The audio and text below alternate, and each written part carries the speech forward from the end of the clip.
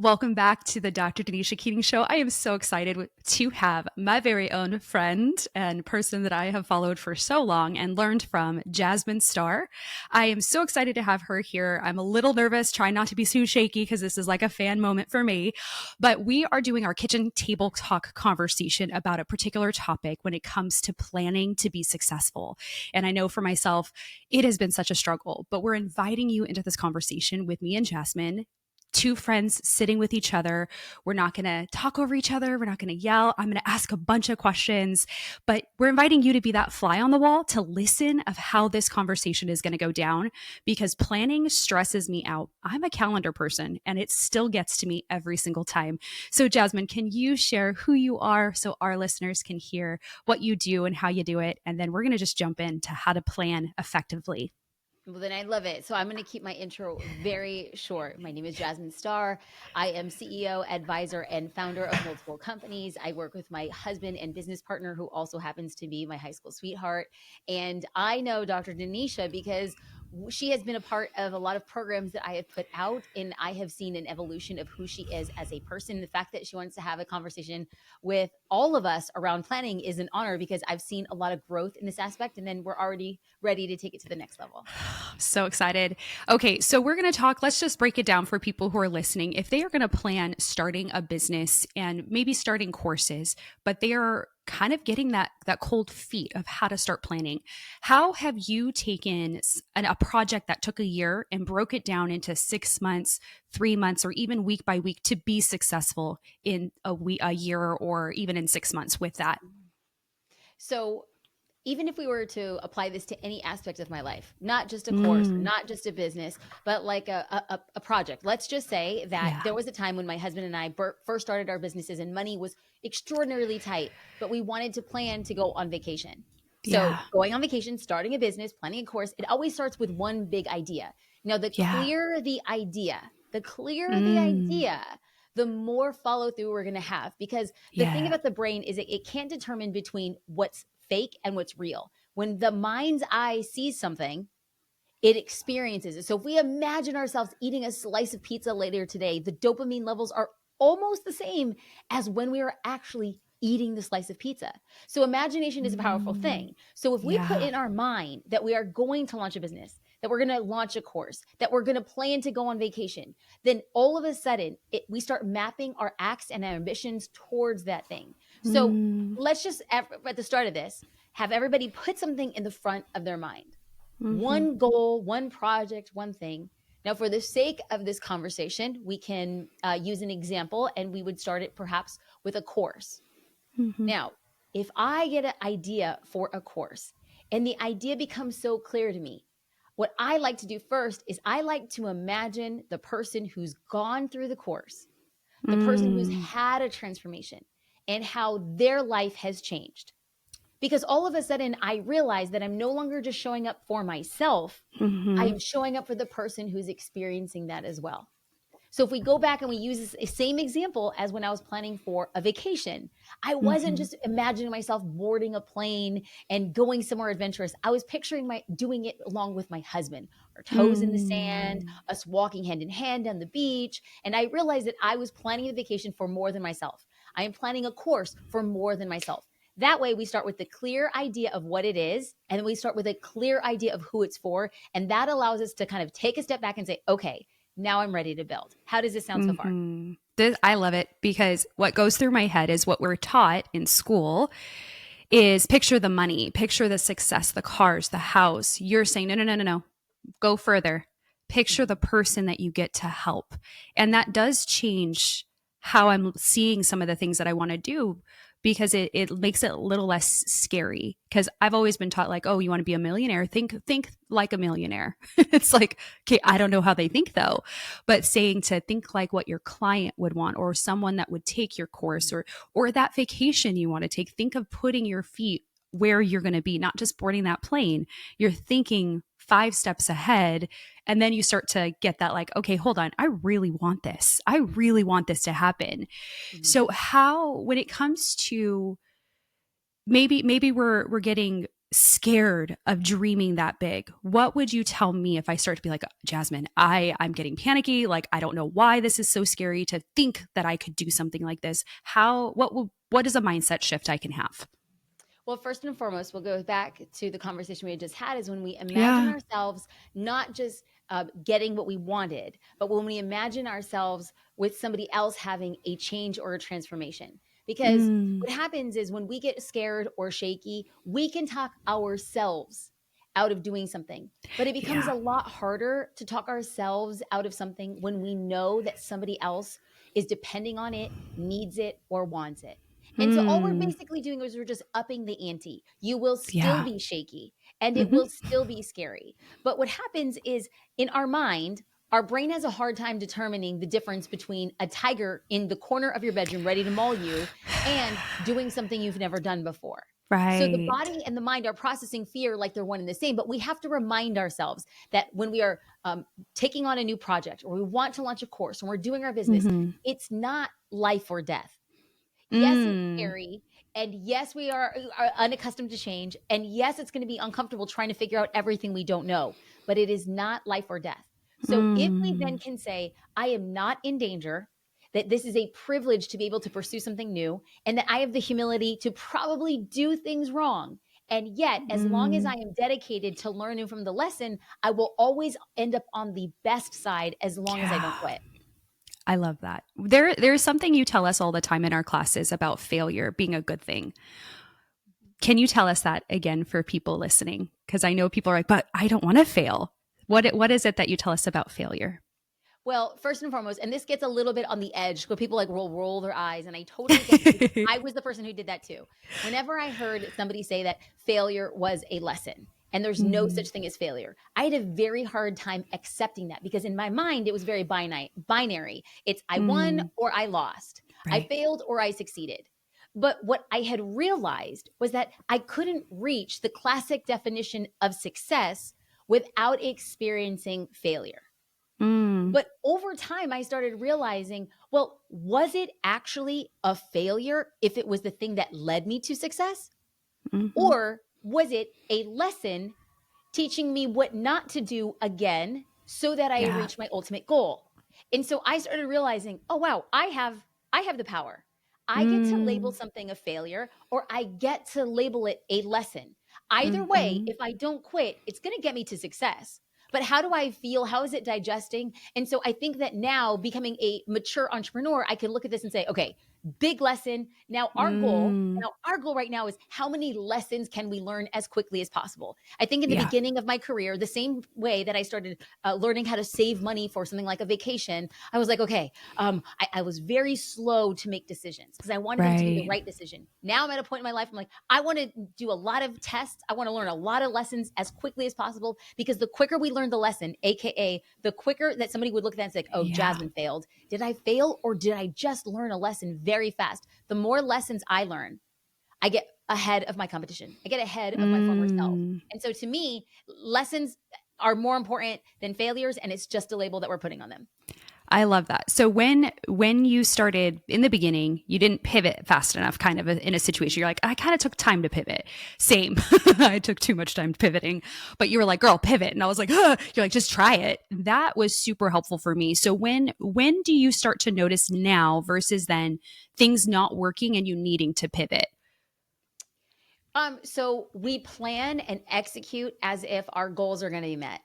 And so there's a lot of Mm, diligence on that on the front end. So we like to look at everything as like, did we do everything we could? Because a commonly held mm-hmm, belief is that we are in control of the effort, we're not in control of the outcome. But the thing I mm, see a lot of times it happens, anytime somebody sets a goal and it doesn't turn out the way that they wanted the first time, then that's when they quit. And mm, I've come to believe that you will never know the level of success or the level of its capability of becoming a success if you quit after the first time or the second time or the third time. It's like mm. you have to continue to try it. And then you just have to realize, okay, is this actually an idea that doesn't work, period? Or is it that I haven't tested enough ways around this idea to find a Okay. way to make it work? I have yet to put something out that just boom, like caught on like Yeah. rocket fuel. And so in Okay. my mind, I'm like, you know, right now we try to plan as if we're going to execute on all our goals. And then we Mm. just get through it. And then we take a look back and say, okay, what worked? What are we going to do again? What are we going to stop doing? And what are we going to do more of? I love that. Because that I think that's where I get stumped sometimes that I'm like, well, it didn't do what I wanted it to do, so it must have not worked. And you have always been like, no, no, no, let's go back and look. So when you're looking at this like quarter over quarter as a business owner, what is that thing that you're like, okay, I need to change this the next 3 months? Because I think when you start as an entrepreneur, a lot of people tell you like, oh, you have to give it a year, you have to give it 2 years, you got to give it 3 years of doing the same thing over and over again. But then you're like, at some point you have to reevaluate. So when do you start reevaluating that something is needing to change? So I think that it depends on what I'm putting out there. So, Mm, like for instance, when I first started my podcast, I just had a tiny microphone that I got on Amazon. I had a bar cart set up in my living room and I had my laptop. Like this is it. Like my entire podcast setup was like, I don't know, maybe $47. And I started it, but I knew that whatever success was or growth was for a podcast, it was going to take a very long time. yeah. Everybody said the same thing. It's going to take a Hmm. very long time to grow a podcast. So in my mind, if I wanted a quick result, I would have quit. But going in Mm, saying, hey, this is going to be a really long time for it to grow, I just decided, okay, if it's going to take me 5 years or 6 years to grow this thing, then the first 2 years, it's just throw as much mud against the wall, become a better interviewer, become a better listener, mm, figure out what talking points are going to be really resonant, study, listen to what people are asking or what they want more of. So I think what happens is we set a time frame going into mm, it. And so in my mm-hmm. mind, I was so unattached to my podcast because everybody said it's going to take a long time. But sometimes when we get into business, especially if we're not having a lot of conversation with other entrepreneurs, it's we'll set this goal or this project or this product that we want to put out to the market. And then out of thin air, we pick how successful it's going to be and Yeah. when we're going to get that success. And that's not a bad thing. I love goal setting, but without actually having context, you're like, okay, so I'm going to launch it and it's going to be a 6-figure revenue stream in 6 months. And like, that's great that we have those goals, but what were they measured against?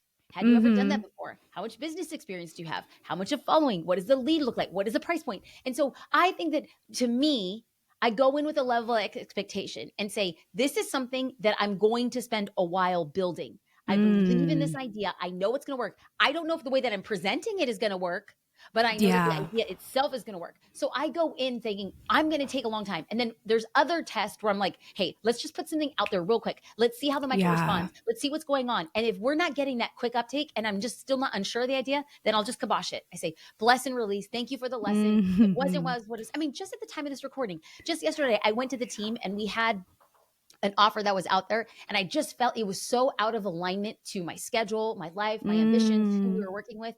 And I said, I know this makes no sense right now. It makes no yeah. sense, but I am spread so thin and this project is not where I want to spend my time. And so we went back, we surprised and delighted the people who invested, and then I refunded.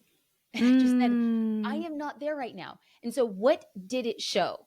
It showed that it was a mm-hmm. test and everything in my body viscerally was like, you have to let it go. It was a test and I Yeah. learned a lot, but you see the writing on the wall, it's not in alignment. Do you have the courage to let it go? And I have to tell you, I was agonizing over this decision. I didn't want to let people down. Yeah. It was embarrassing refunding, but I just knew in my mind that the test was already showing early results. And I'm like, this is not for me right now. Do I have the courage to Yeah. make this decision? And I felt the minute that I had sent the emails and the minute that we had refunded, and I know it just doesn't make sense. Who's returning money these days? And I'm like, Yeah. no, No. I know it in my gut. I know it in my gut. Yeah. And all I felt was a deep relief. And so those are two examples of the expectation that we have to a timeline, but then also unattachment. If I just know, hey, it's not it, and I know I could make it work, and I just don't want to put the effort to it, then standing in that power is a very, very, very special privilege.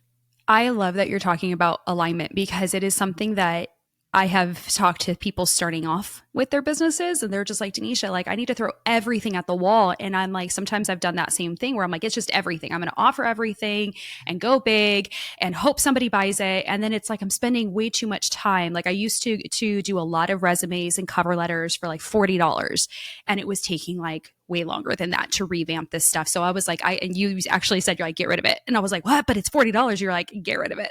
I was like, okay. And I did. And it sat better with me. Sometimes I'll do it for certain people that I know, but I don't have that as an offering anymore. When you started to feel that it was out of alignment to where you were going, what was like the biggest indication that you're like, I got to stop this? Because no one does refunds anymore. You're right. I've been a part of a few things that they're like, we'll delay, we'll delay, we'll delay. And I never got my money back. So Mhm. what made you go like, we got to do the right thing here? And what did you see that alignment as? Um, and this is the unquantifiable thing, but being an Yeah. entrepreneur as long as I have been, you start noticing. So people say, "Oh, it was my intuition," and I believe that intuition is a real thing. But I also Mm-hmm. know the way that the brain works. I study the brain. I love the brain. Yeah. I'm fascinated with the brain. And so what the Mm-hmm. brain does is it loves to spot patterns. And Mm. so when we are able to spot a similar pattern, our brain drives recollection. And so all of a sudden, the recollection becomes digested as intuition. Hey, I've seen this before. So let's Mm-hmm. just say you and I go to a coffee shop every morning around 8 a.m. and we see each other. We just look at each other and say, hi, hi, hi. And so all of a sudden, after saying hi for a few weeks, if we walk in at the same time and we look at each other and then I look away and I don't say hi, your brain is registering something's off with this pattern. Mm-hmm. Now, counter opposite, if we had not said hi to each other and I looked at him like, hey, how's it going? The brain would say, hey, this is different than the pattern. Mm. So, what had happened specifically in regards to this offer is the pattern that I had noticed in my body. It was Mm. when I was looking at messages, when I was looking at my calendar, when I was looking at how much time would be required, and I was going to Yeah. be building something that wasn't as aligned to the big vision goal. I know the big vision. Mm. I know who we're intended to serve. I know that this was an experiment. It empowered the team to develop so many systems for our Yeah. audits, for our consulting. And all I just knew was, hey, when I look at this on my calendar, I feel heavy. When I look at this in our Mm. Slack messages, I feel heavy. When I am not drawn toward it or energetically like this is going to be the thing, that is a Yeah. very clear sign, not just based on woo woo, but based on the past. When I felt like this in the past and I could push myself through it, it always Mm. resulted in I got a result, but I felt depleted, I felt overwhelmed, and I felt resentful. And so Mm. now what I've noticed is when I'm getting those early tinkling, like tinglings that hey, this could Yeah. possibly be that, I immediately peel back and say, whoa, whoa, whoa, whoa.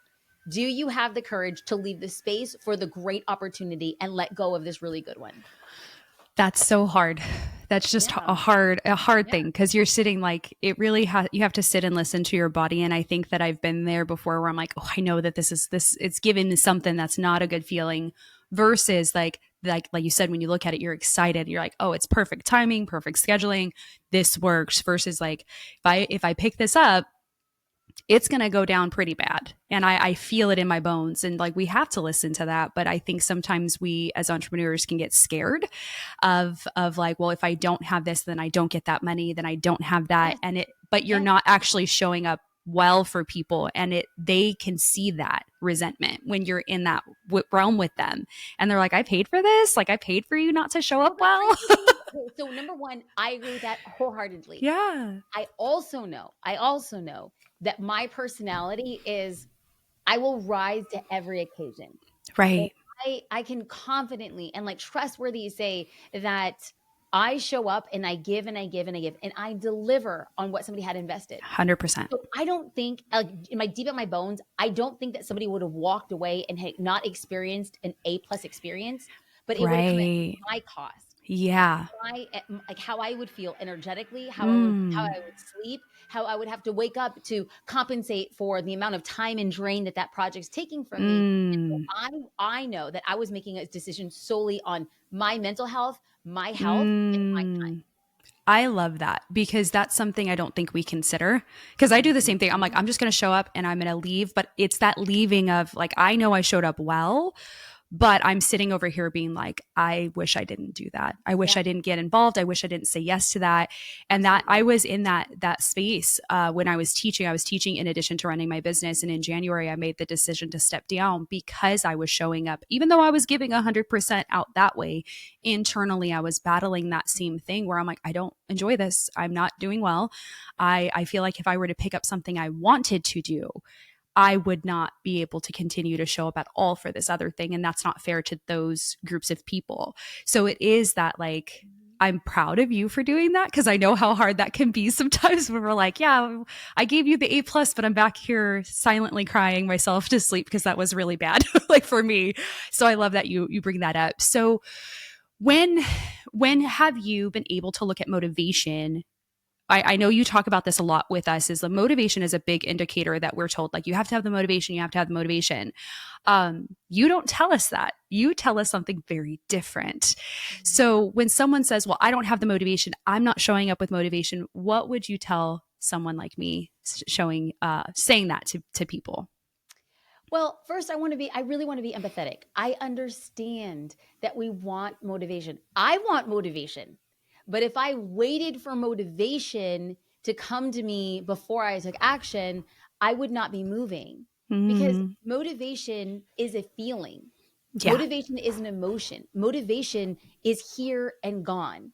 Yeah. And so, what I've realized, quite honestly, is while I want motivation, motivation comes more frequently on the back of consistency.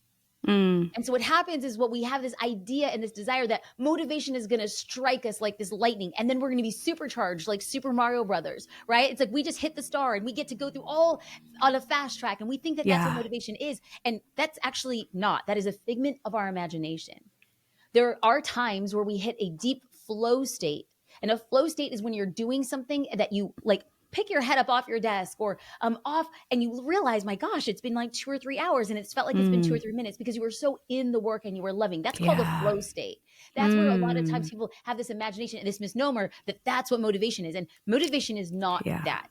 So Yeah. consistency is what breeds motivation, because what happens is the little tiny bit that we're consistent every single day. And I'm not even talking about, oh, I need to be consistent for 5 hours. I'm talking about, can you be consistent for 5 minutes?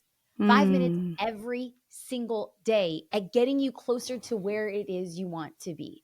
That mm, then changes things. So I'm not dependent on motivation as much as I am dependent on consistency. And mhm, the beautiful part is that we can set these time horizons for us. And so when we are first getting started out, I heard a story about a gentleman who was over 400 pounds.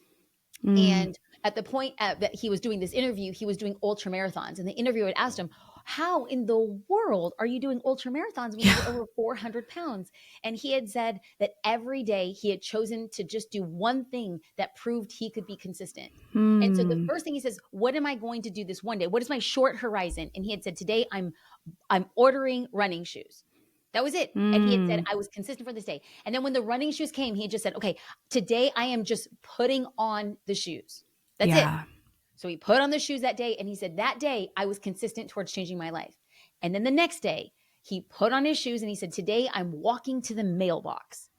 And he Mm, walked himself to the mailbox. And every day there was just one tiny bit more proving that he could be yeah. consistent. So from the mailbox, walking around the block 2 times. Okay, I'm now going to walk around 2 blocks this time. And so what happens Yeah. is that story is a perfect parallel to what we can do. Because often, Yeah. a lot of times we set these goals and it's like, I am going to go to the gym every day for 2 hours for 90 days straight. And the minute we fall off of Mm, it, it was so far out of like a normal realm, is like, how can I just prove to myself that little consistencies stack over time? And that is the truest form of motivation, instead of yeah. waiting for motivation to hit us like out of the blue.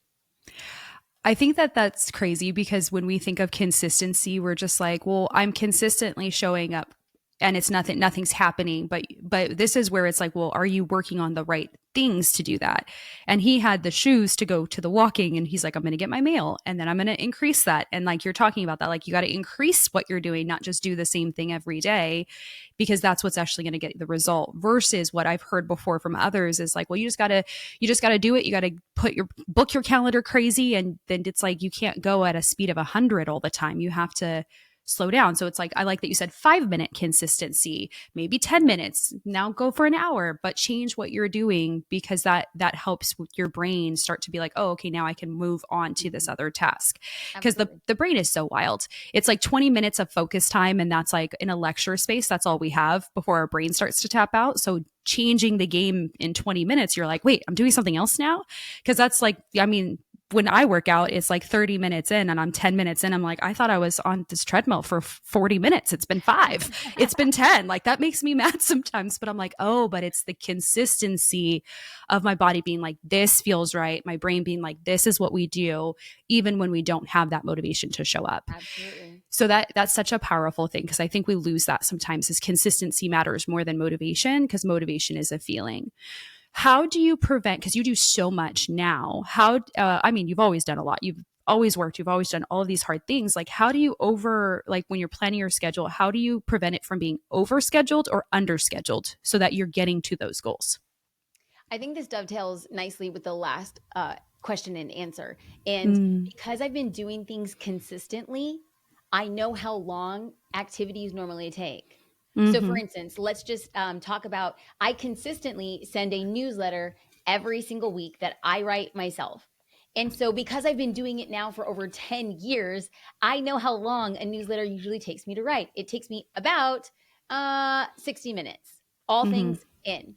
And so I'll have my executive assistant schedule out 60 minutes to write my newsletter every single week. And so, because mm, I'm doing a lot of the same tasks, like writing a podcast episode, because I'm mm-hmm. doing similar tasks like I'm doing research or brand building, it takes certain amounts of time. And so, what happens is on my workday, if I showed you my calendar, Danisha, you would know that every single Yeah. thing is scheduled down to the minute. Like, this is going to take 40 minutes. This is going to take 60 minutes. This is going to take 10 minutes. Even things that are going to take 5 minutes will get there in the calendar so I can see how I'm trending throughout the day. Now, do I think everybody should do that? No, not at all. Somebody would look at my calendar and think, that's miserable. I totally get it and I totally respect it. But I'm at a time in my life where I desperately want to aim for alignment as a wife, as a mother, Mm-hmm. as a daughter, and as a friend. Yeah. So when I am working, I am so devoted to getting things done. And so Yeah. in my mind, I'm allocating not being overscheduled so that like slam my laptop shut at 7 p.m. and I'm hurrying trying to get dinner on the table. No, I want a life and a business that work harmoniously. I don't think that there's any such thing as balance. I really don't. But in Yeah. order for me not to be under or over, I have finite time scheduled for everything. And so it's like, for instance, doing this podcast, it was like I knew in my day that I was going to work up until the last 5 minutes. I'd give myself a 5 minute buffer, hop on this call, and every single minute of the day is scheduled. So that I love, you do posts like that on Instagram all the time to like give us a day in the life. And there was one time that I was like, how does she do it all? And I'm like, hold on, Denisha, like, you know, your schedule is different. So even though I have like Zoom scheduled, I was not, and I think I asked you this at one point, I was not putting in buffers. And so I was going from one meeting to the next. And so if that meeting went over, I was like, I have to pee. I got to get water. Like, I am dying here. So I started putting buffers in. I even put day buffers in so that I could have more work, more time to do the work that was more of the admin tasks. But sometimes I think people look at that schedule for you and they're like, oh, she's just there. It's like she's worked to get here, though. And that's what I look at. Like, I look at your schedule and I'm like, I need to work to get there and plan that out. So that way I'm not looking at my calendar being like, I have no control over it. Cause it felt like that for a long time. Like I didn't have any control over it. And you're like, block a day out, put it in the calendar, use your calendar. And I was like, why did I not think of this? Like, why did I not think of buffers? Why? And it's just sometimes we're so in it that when we hear that idea from someone else, we're like, oh, that makes more Yeah. sense. Yeah. So this will be our last question because I want to honor your time. But what advice would you give to a foster youth about starting a business? You know, the the advice that I would give would be the same that I would give anybody, except for the fact that you've been given a gift. Mm, You have been given a gift of resiliency, and you have been given a gift that you are defying the odds.